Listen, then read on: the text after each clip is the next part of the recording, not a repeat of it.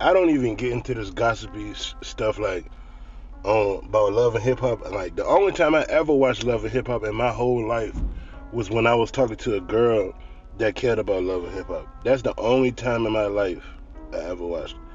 But like I normally do, I get bored.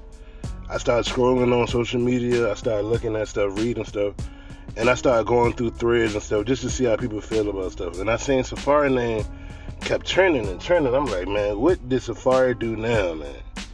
Like, cause he always known from doing some sucker stuff or just being in the middle of some sucker stuff. Cause I actually like him as a person because he don't care like what you got to say about him. He's like, I'm getting money and I'm loving life, and that's exactly how I want to be. Just I don't care what you got to say. But everybody's like, oh my gosh, Safaree got Erica Mena pregnant again, and everybody already know the whole drama between both of them.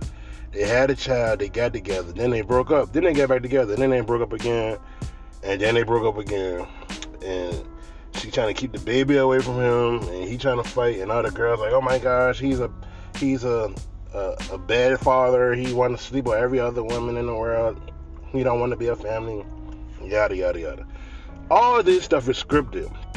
For her to be 23 weeks pregnant, he knew she was pregnant. He knew. This is all for a script, yo. Mona Scott is playing everybody who believe it. But a lot of people saying through the BS, man.